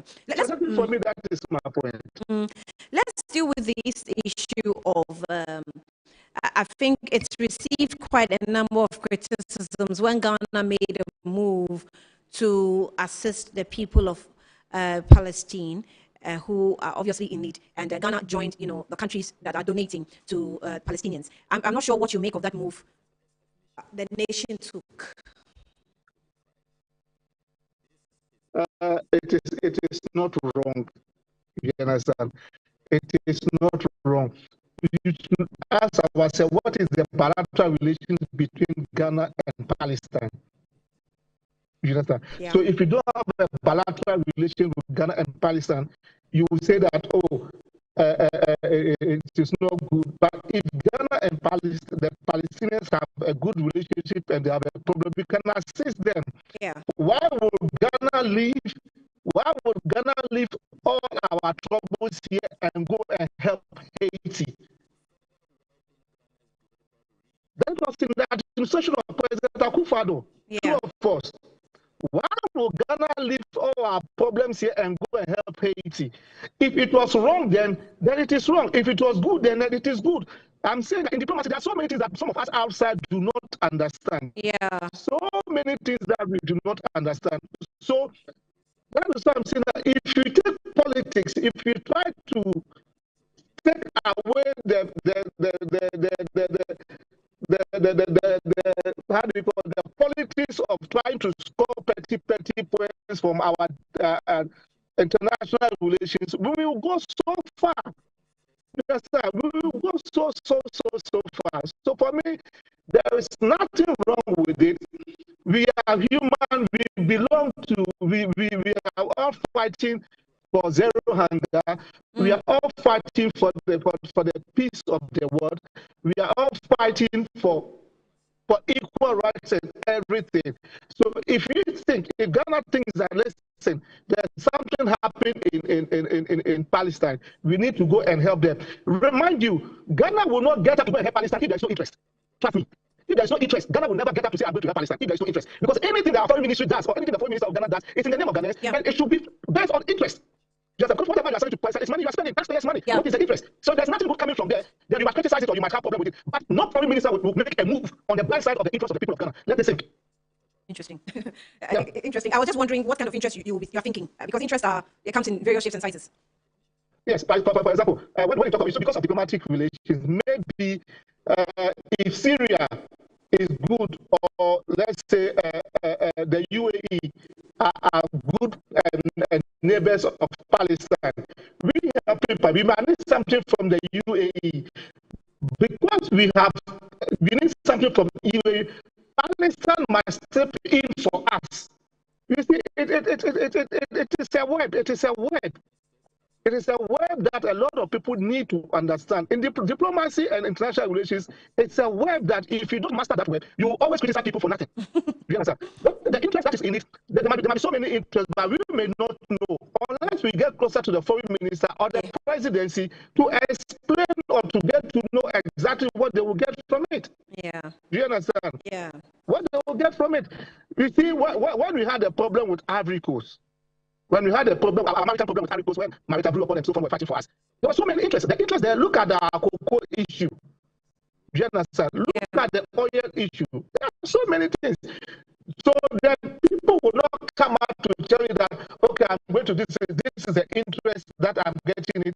Right. No, he doesn't have to go and come and tell you that I'm doing this because of the interest of this. There are some interests you do not even have to see. Yeah. You don't even need to know.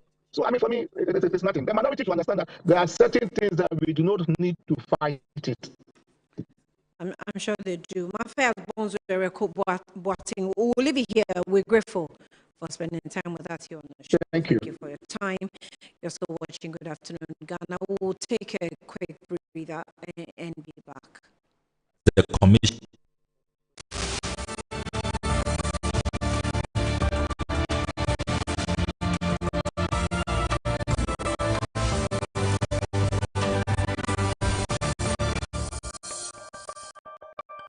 Branch manager. Of course, I accept only quality and affordable printed souvenirs for my promotional campaigns. I'm the head of academic affairs of a very important institution in Ghana.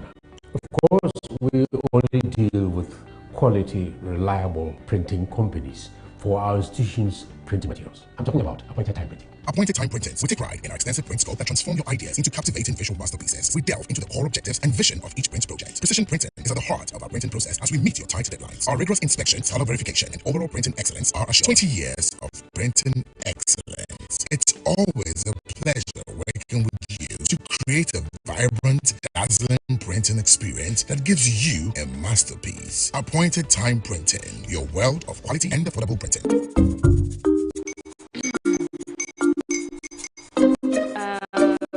Kwame and his uncle are almost almost here. Wait a minute. This one too, your friend Kwame. Wait, Kwame. As in the same Kwame again? Yes, mommy. The second coming. Into all this tension, just to reintroduce that broke boy from Kwadwo. Why would you deceive the family like this again? Now I understand the whole delay. Draw from Kwadwo. Why wouldn't he be late? Obey him later. Of course.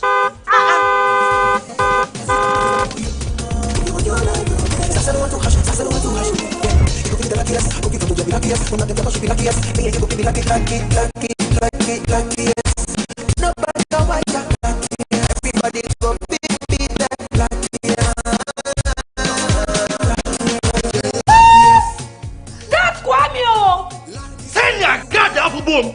If you put it away, so will the coming of the son of man. Dial star 712 #. Choose your ticket. Enter your lucky number.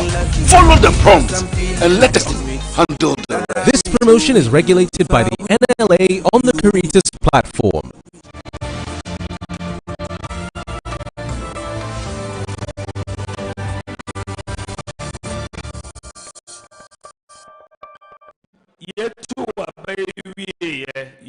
Research every year. Nim say a buying any party. Yaya in from so. Yaya in from so. Baby, your governance no more. Near more, I feel say ye be ye, ye may be too why ye, anka ye who from the background so ye, it Kahobi, Vice President, Ministers, MPs, Board Chairman, appointees, Yenina, Yayam from so, Pacho, Monfanche and why, Monfanche, Yenina, Yayam from so, Monfanche, Monfanche. Na Yesua your lessons. Nyame adom ena mo de franka ne shemesa me be ye president embasabium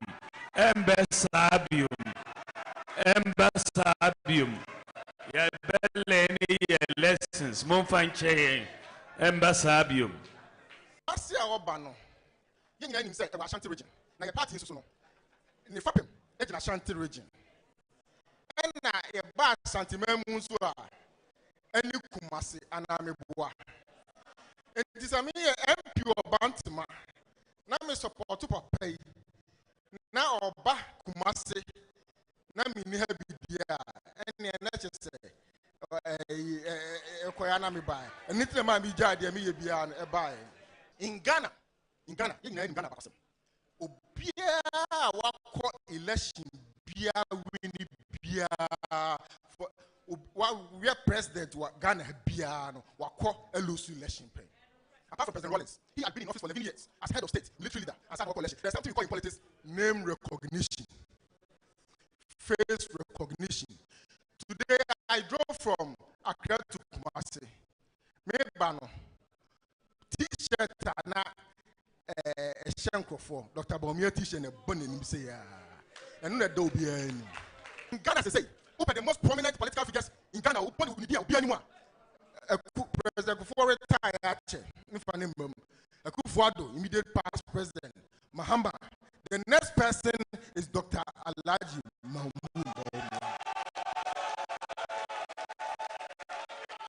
Who was that advantage when you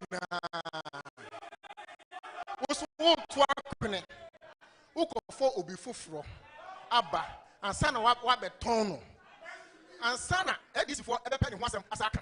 Not just everything. Dr. Bawumia way. And so we can o Canada. And so man waka no muntino. God bob. God say when your money dey kika on nyina no. And no na enne asa be dey dia obi ebo ni bi say and ke fa Dr. Bawumia as mo kana and kan ne enka Ghana economy. Enti na SSS san Mr. Mo. Enti na SSS san. It will be the biggest political error of our time to change Dr. Bawumia for a new candidate who has not been marketed in our country. So what is the slogan?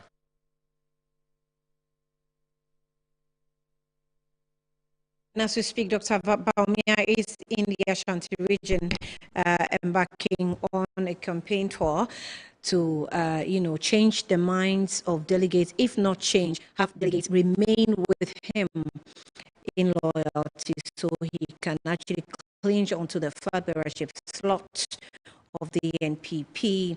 And Dr. Ikuya Amwako is the deputy spokesperson for Dr. Mahmoud Bawumia. Dr. Thank you for your time, and you're welcome to Good Afternoon Ghana. It's good to see you. Thank you, Annie. It's been a while. It's been a while. It's been a while. You are in your backyard, so I'm sure you're having fun. Actually, we are back in Accra now, but I had a really nice time in Kumasi. Oh, you're back in Accra? Yes, we're back in Accra. Okay, so how did it go? It was very good. The energy and the reception we received from the people of Asante Mine was very infectious. You should have been there yourself to feel it. And it was very clear with all engagements that the spirit of the MPP is so strongly behind Dr. Mahmoud Bawumia.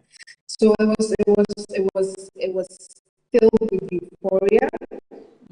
We had a chance to interact with various groups of our party. We interacted with the constituency executives. We interacted with former MMDCEs. We interacted with some former MPs, and finally, even our Council of Elders and Patrons. So it was a very fruitful interaction.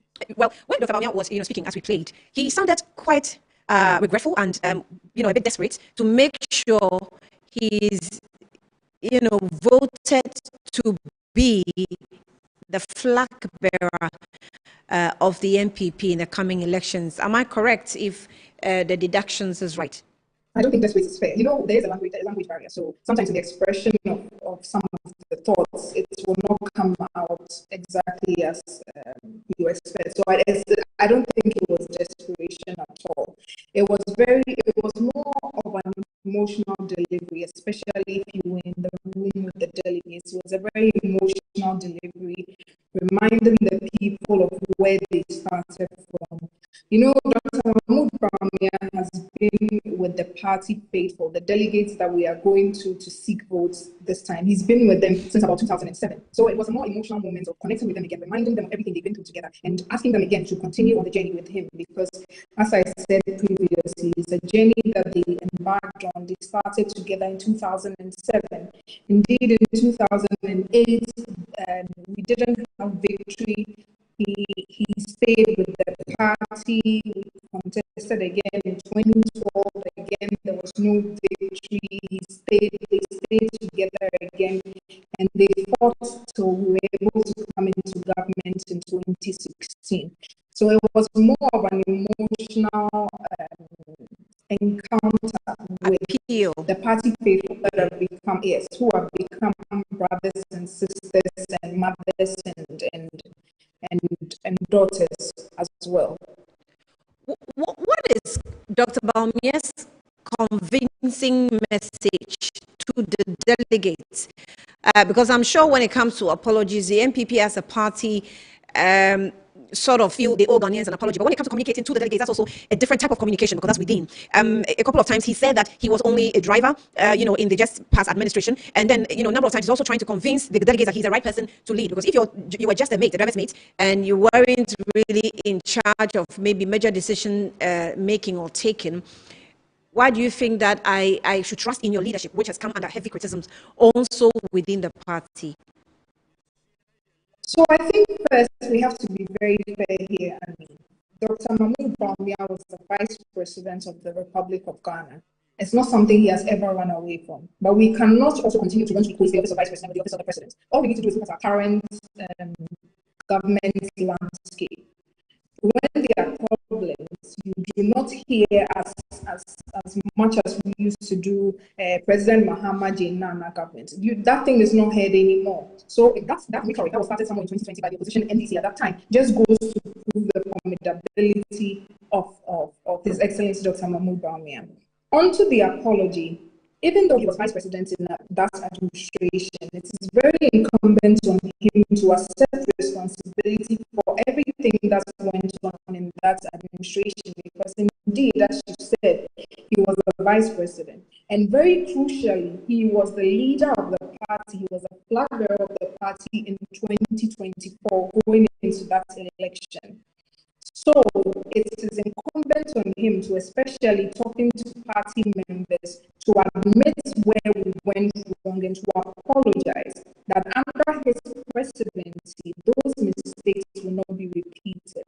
So it was on those lines that the apology was rendered to party members, because I'm sure you heard yourself that some of the things that came out from the Michael Quay election report was that most of our party people felt aggrieved, they felt left out, all of those concerns. So it was on that basis that he was telling them that, look, I've been with you since the beginning, you know my character, you know who I am.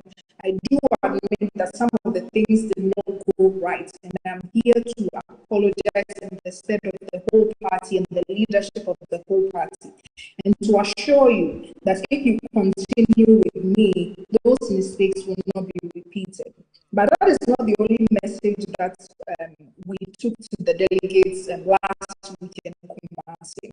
It was broken into about two. The first part was, I'm sure there's been a very worrying pattern of all the other candidates in this election. Every time they're given the opportunity to talk, it looks like the person, the whole messaging becomes centered on tearing down the person of his Excellency Dr. Mahmoud Bawumia. So the first one, there were a few things that he was calling compromise and propaganda. That's what he told the people in Kumasi, and it resonated very well. That people had been going around saying about him. Those are questions that were very important that he answered.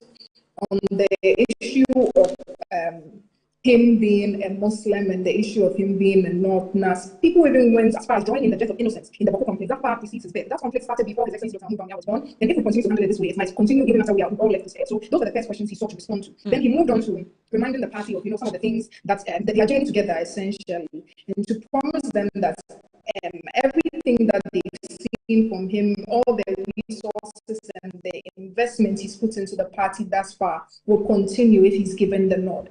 The third part was to remind the party people that he is obviously the most prepared candidate, and I'm sure nobody can take that away from His Excellency Dr. Mahmoud Bawumia. And I was very happy to play that essay from Honorable Senso Boachi, because that was a very powerful delivery as well.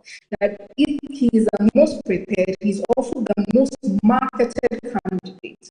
And a lot of things, the opposition NDC are very sharp with some of the things they do. And there was a deliberate attempt to really muddy his image, because it was clear to them that he was the most formidable person coming out of the NPP. All of that has been done. Now that the NDC is in government, some of these things it's becoming obvious that some of these things were very far from the truth.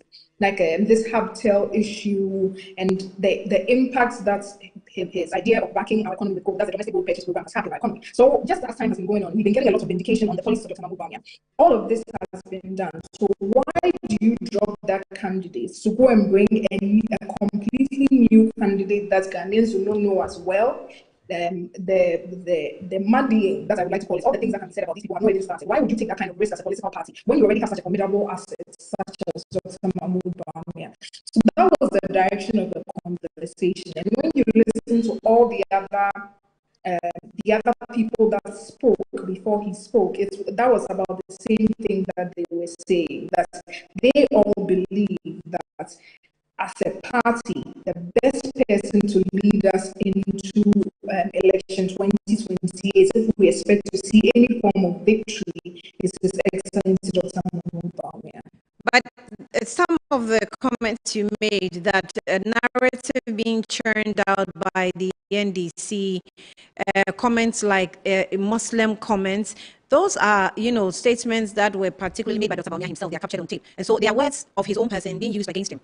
What statements did he make? Including, I was only a driver's mate, and then including, vote for me because I'm a Muslim. Some of these comments, some of these comments were made in secret meetings, but the videos leaked. Yeah, so I don't know when he said that vote for me because he's a Muslim. Indeed, I think I sat on your show, Good Morning Ghana, to dispel that. That was even before the election 2024. That the MPP was not presenting Dr. Mahmoud Bawumia because he's a Muslim. That's not the kind of politics we do. We were presenting him because of his competence and his good character, and because we believe he was the best person to lead the MPP and to lead Ghana into prosperity. Number two, I been a deliberate muddying of the conversation. See, as politicians, we all have a place where we belong to. When you when we started speaking, the first thing you said was that, oh, you are sure I had a really nice time in Kumasi because you know that's where I'm from. Yeah. So as politicians, we all go to where we are from and identify with our people. It's something that is done. Even in our both sides when they were identifying with their people to win some votes. It is very different from seeking to exclude somebody from leadership because of where they are from. Those are two very different things. So if people go somewhere to say, oh, now the MPP want their candidate, amongst the many things that make him best to lead, one of it is that he's a Muslim. It's something that is done everywhere. I'm sure His Excellency John Mahama went with his Gunja people and he will identify with them. We all do it. Yeah. From across even in America, you go to your home state and you identify with them that, oh, my people, let's vote for you. That's very different from somebody coming to say that, and this person is a Northerner from Mampusi, so do not vote for them. That is what that's what the whole society around the world has decided that is untoward, and so we decided to label that as tribal bigotry. That is it. That is very different from identifying yourself as a member of a particular group and expecting their support. So those are the two very different things. But the tangent that our opponents took was to seek to blame the election defeat on his religion, that he was a Muslim. And the party has done a lot of research. Our partners, our German partners, Konrad Adenauer, they also came into the country to try and do some research to determine what led to the MPP's defeat. There's also a lot of other research. About 6 of that was conducted for us to really understand if that was a factor. And even when I went to Kumasi, I tried to do my own very official research by asking people. And I asked one of an uncle of mine who is he has a shop somewhere in KJT about how all this Muslim thing. And I was very pleased with his response because he said that doesn't play into it at all. He's a trader. So he looks for somebody that is going to make the country in such a way that it works to his best interest. And I think it's very clear to all of us in this country that that's what happened. Most certain governments lost the election in 2024. Most certain governments. And it was because of the global crisis that we all experience around the world. And so about 80 to 90% of incumbent governments lost their elections because understandably the people were hungry and the people were peeved. Usually governments will bear the brunt of that anger, whether they are the cause of the problem or not. So that was exactly what happened in 2024. And all the research shows that it was as a result of the increasing cost of living and the economic situation that the MPP lost. And it had nothing, it was almost negligible, the religion of the candidates. And it was also something that His Excellency also mentioned. In fact, it's something he had told myself and members of the team, that if the research and everything that we did to try and understand the cause of our victory came out, and the fact that he was a Muslim and the fact that he was a Mampusi man had anything to do with the defeat, because of the love he has for the party MPP, he would not have presented himself to contest. And so for him to come to this point and decide to contest means that we've cleared all those hurdles. This is something he told us very early in the race, before we even got this Conrad report and everything, to put everybody's mind at ease that it was not a cause. Even though I knew deep down in my head that it was not a cause. I'm sure you are also very confident that it's not because of that. But sometimes I understand. So then what are you apologizing for if it's not about poor performance and it's about just a general whirlpool that was sweeping across the world?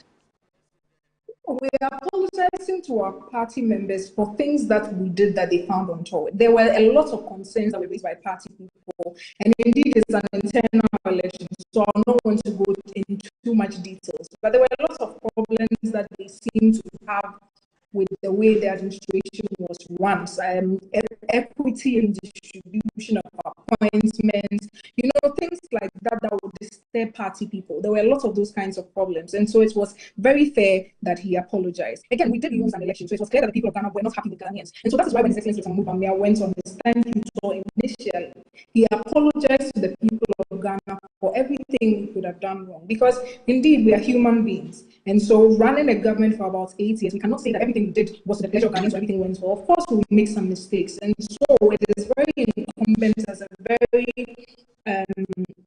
mature and diplomatic leader to acknowledge these wrongs and apologize for that so that we can then move on from that. So he wasn't apologizing for being a Muslim or not. I don't know if that was the question. Yeah, maybe finally, I will introduce a new arrangement, one constituency, 10 appointments. This will ensure that regions with more constituencies will get more appointments. The names will be generated by the constituencies since they know the people well. What's this promise to party faithful about? So this is not a new promise. This is one of the campaign promises going into the 2023 delegates election. And indeed, there are three, if you would allow me to quickly go over that. So it was the one for 2010 appointments. And the second one was to come up with a welfare database so that we can then see to the needs of our party members who are most in need. The third one was to do a constituency-based budgeting, which would involve to decentralizing the needs of people. So every constituency would then be able to tell us what is their most pressing need. The funds will be released directly at the constituency level for progress. And you can imagine how that will not only make sure that every constituency receives exactly what they need, but that will also stimulate the local economy, since this contract will basically be given to people in that constituency to execute, and then that will also stimulate the local economy. One of the problems we noticed was in the distribution of appointments. You know, even during the thank you tour and things, our General Secretary did mention that the fact that reshuffles were done very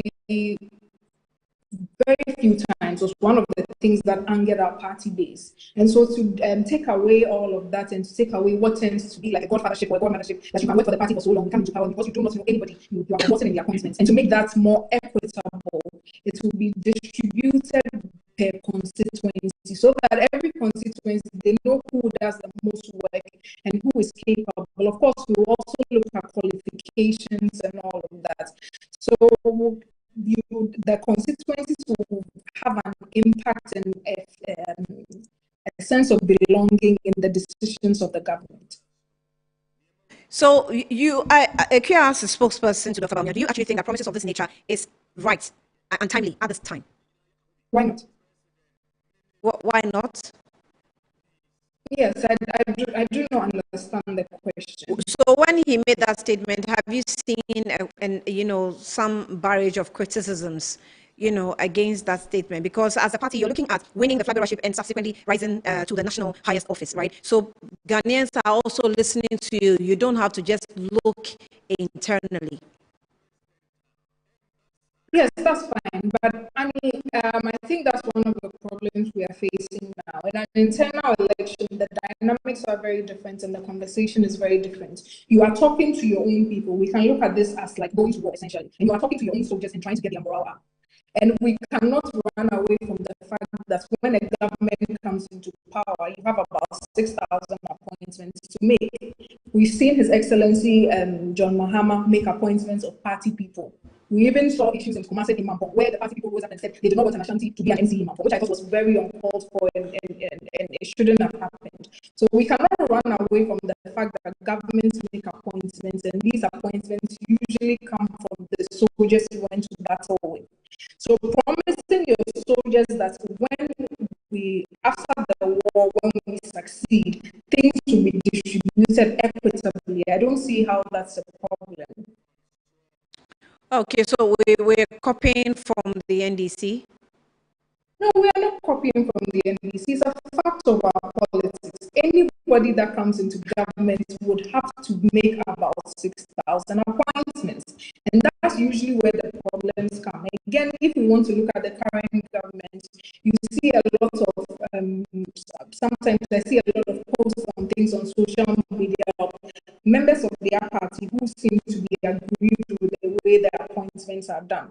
So it's not wrong. It's actually more forward thinking for us to prevent the future occurrence of this problem when we come to government. Indeed, for the people of Ghana at large, His Excellency Dr. Bawumia came up with a very comprehensive manifesto that caters to almost every need in every sector, which we can have some time to discuss. But in this case, we cannot pretend like we are not going for a very specialized delegates election with just over 200,000 people who belong to our party. So just as I said, this is like preparing your soldiers to go to war. Yeah. So in that, exactly. So the conversations will be a little different. Yeah. In the past, we cannot even know what must have been said in these kinds of political primaries because social media was not that prevalent. The thing is that right now everything you say comes out, whether it's for that audience or not. But I don't think it's fair for us to behave like governments who don't make appointments, or that governments do not make over 6,000 appointments, or the party people do not fight over it. Because even recently, we've seen how school feeding, distribution of school feeding appointments became a problem for this John Mahama administration. So I think it's quite forward thinking for His Excellency to try and remove all of those problems beforehand by saying that you yourselves are on the ground, you are the soldiers on the front line, and so you will know who best deserves what. And of course, all of this will be done looking at the competences of the people, so that the people of Ghana or the government in general is not struggling. All right. Ikea, let me just let you go, but I will pick your thoughts on the foreign ministry. The minister, took his turn at the accountability series today and has given us a couple of achievements that the ministry has gone through. When you look at the inception of this government or this administration and the work and the challenges that has been faced by the ministry so far, what do you think, how do you think the ministry should be rated with its performance? Really, I mean, I think this is the trick question because I've always had problems with the way the Honorable Minister for Foreign Affairs, what's it called? How he carried himself in position. Yes, it's something I've always had a problem with. Relaunching things that have been done without giving the necessary, credence to the people that started it. How he handled this Ukraine matter, but it took him several weeks to go to Ivory Coast, which is right across the border. I'm not impressed by his record so far, and I think that's very clear. I was listening to your show before we started, and then I think the previous guest was saying some of the things he said. He may have not said. He have not said it if he was sitting. He knew the shoes that he was going to occupy. Like talking about the jets and how if one engine is fault, we should be able to use the jets.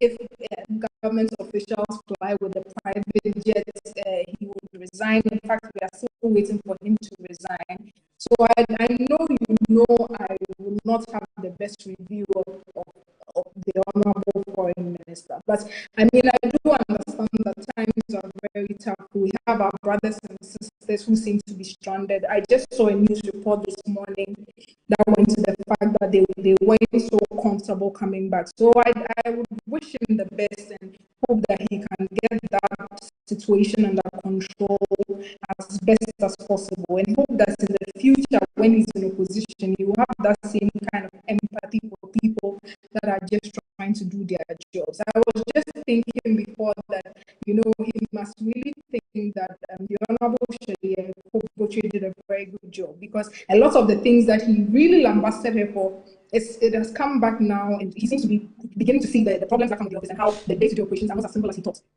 Dr. Ikea Amakwa, I'm grateful so much for your time this afternoon. Thank you. And you're welcome. You have a nice week as well. Welcome back to Accra. Dr. Ikea Amakwa is the deputy spokesperson for the Bawumia campaign team, and as she's confirmed, the team is back in Accra. And so let's hope that the campaign will go smoothly. As and when Metro TV makes time, we also will deal with other camps that the presidential aspirants or aspiring camps, and then also see or get to know what exactly is going on there. We scheduled to speak with Dominic and Sapra, who is currently stationed in the home of Safo Kantanka, the late. We're told that the family is seated and receiving visitors who are coming to, sympathize with them. But we are not successful. So as and when Metro TV will keep tabs with him, and then subsequently come with a report from the home. But for now, we'll draw the curtain here on Good Afternoon Ghana. My name is Ania Fompo. Thank you for watching.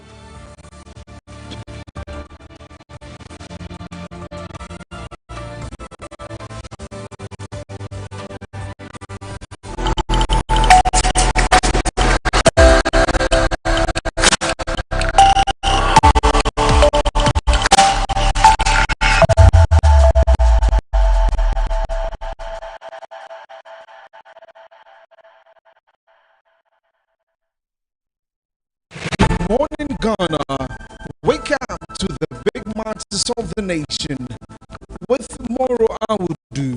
Good morning, welcome to the show. This is Good Morning Ghana on Metro Television. You left power at a time when you couldn't finish too stupid. I have my standards, you have your standards. No, I'm never going to tell you for a second. Every morning, live on Metro TV. If we don't do it, our energy sector will collapse and we'll be in the darkness. And it is actually going to cost us more to be in the darkness. We lost never 2 times back. 2025 all the way to 2028. That's the meaning of it. Because the government said that they are extended that tax. Okay, sensitivity. And that's president and honorable tax force. Uncommitted. Unfiltered insights, groundbreaking perspectives. Expenditure is key. But you can't spend when you don't have the money. We go again next day. Good morning, Ghana.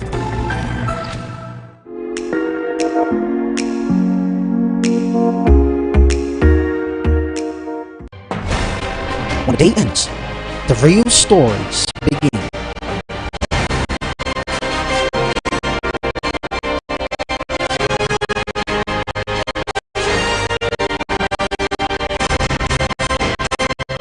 Michael Ado. Updates with lawyers for former Finance Minister Ken Ofori-Atta. Efua Ando. Sandra Ofosu. Equia Ababio. Dominic and Sopra. We're bringing you the latest in the world of business. Sharp